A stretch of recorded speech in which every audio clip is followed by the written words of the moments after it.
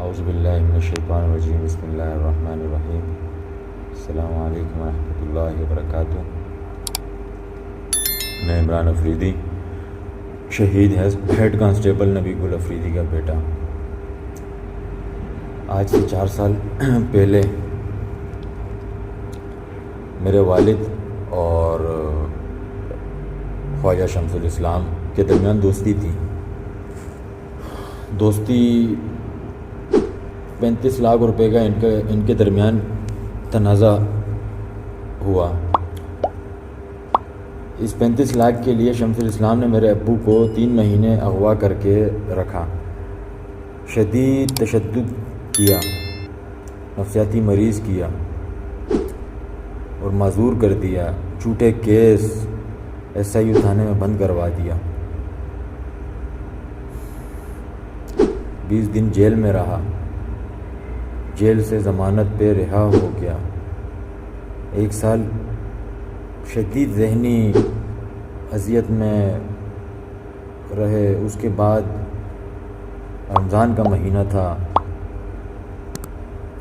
رمضان کے مہینے میں پھر سے اس کے خواجہ شمس الاسلام نے میرے والد کو اغوا کیا اور تشدد کیا، بہت زیادہ تشدد کیا اور اس کے بعد قتل کر دیا، سر میں گولی مار دی۔ 4 سال تک ہم قانون کے دروازے کھٹکھٹاتے رہے، لیکن کہیں بھی ہمیں انصاف نہ مل سکا،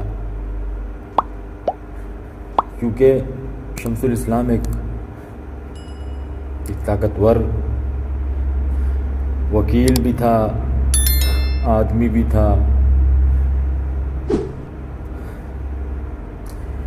پہلے بھی وہ اپنے ڈرائیور ذوالفقار کا قتل کروا چکا ہے، جو کہ پتہ ہے۔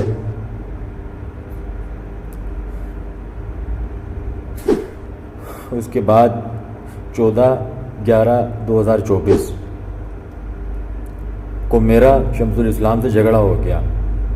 جھگڑے میں شمس الاسلام معمولی زخمی ہو گیا، زخمی ہوا۔ اس نے مجھ سمیت میرے پورے خاندان کو دہشت گردی کی FIR میں نامزد کروا دیا اور میرے بے قصور چھوٹے بھائیوں کو گرفتار کروا کر جیل بھجوا دیا، جو ابھی تک بے قصور جیل میں ہے۔ حالانکہ شمس الاسلام کا جھگڑا تو میرے ساتھ تھا۔ میرے والد کے اغوا اور قتل میں شمس الاسلام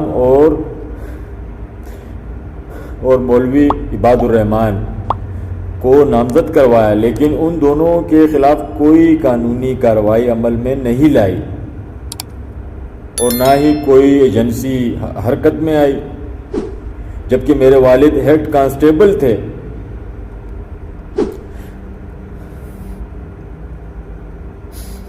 مولوی عباد الرحمان آج بھی کلفٹن بلاک 5 میں رہتا ہے۔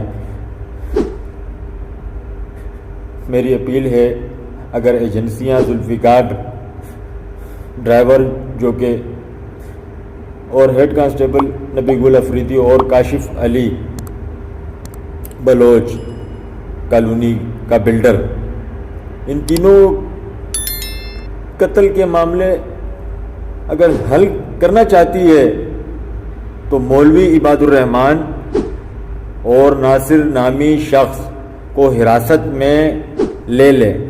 میں نے جو یہ انتہائی قدم اٹھایا وہ قانون سے مایوس ہو کر اٹھایا، ذہنی دباؤ، اذیت سہتے اٹھایا۔